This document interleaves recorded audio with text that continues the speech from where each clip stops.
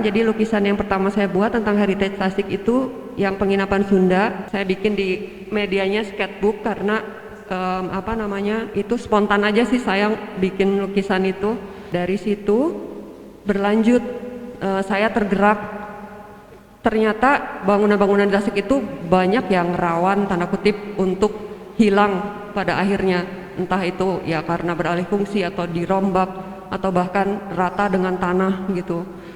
Akhirnya di tahun 2022 tepatnya sih saya mulai gencar untuk melukis bangunan-bangunan yang sekarang dipajang di dinding di ruangan ini.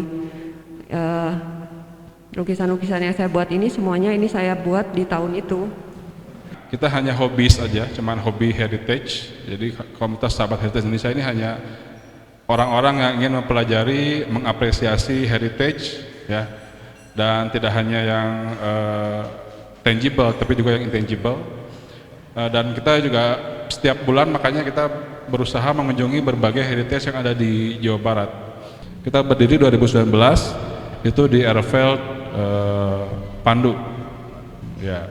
Jadi berdirinya di Makan dan kita akan terus mempelajari sejarah yang utamanya bertumpu dari heritage yang tersisa gitu. Dan kalau sudah ada tidak ada heritage, ya kita tidak bisa lagi mengapresiasi apa-apa gitu. Begitu kan. Karena kalau sendiri terus terang kita nggak bisa didengar ya. Kalau saya suka heritage, saya teriak-teriak sendiri nggak ada yang dengar. Tapi kalau didukung oleh komunitas, didukung oleh influencer, didukung oleh tokoh-tokoh, apalagi kalau bisa bersinergi, itu akan punya power yang lebih besar gitu. Minimal dalam mengenalkan nilai heritage. Kalau kita bicara mempertahankan heritage-nya itu nantilah. Tapi minimal kita meningkatkan awareness aja dulu dari masyarakat. Awalnya karena satu hari saya tiba-tiba melihat melihat literatur bahwa kongres pertama koperasi itu ternyata di Tasikmalaya.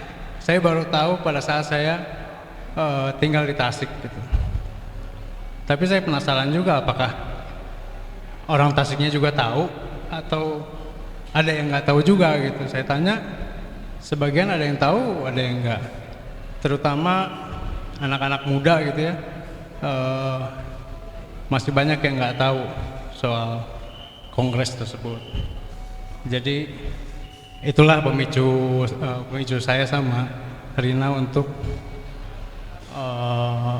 membuat sesuatu gitu.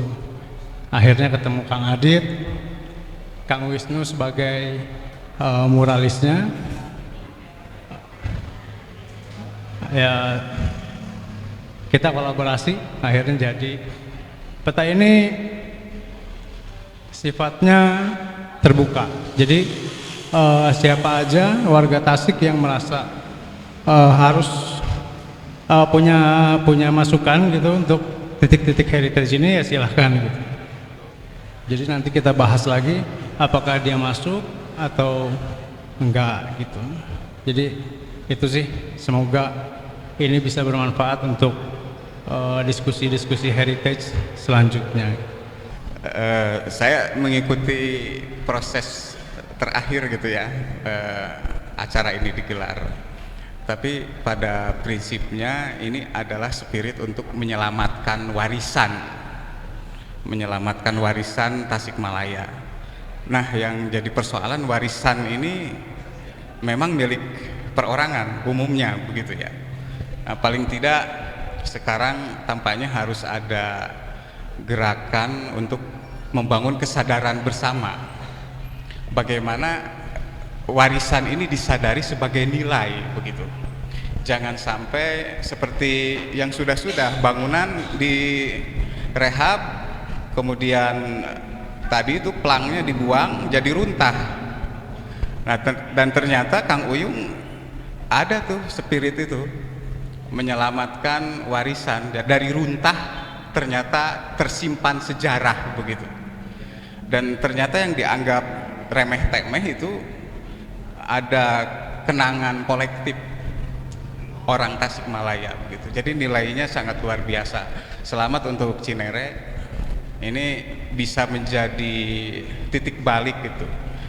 Pasalnya gerakan heritage ini diakui di Tasik itu belum tumbuh. Jadi kita sekarang mempunyai kewajiban buat mengumpulkan teman-teman yang mempunyai minat terhadap heritage Tasikmalaya.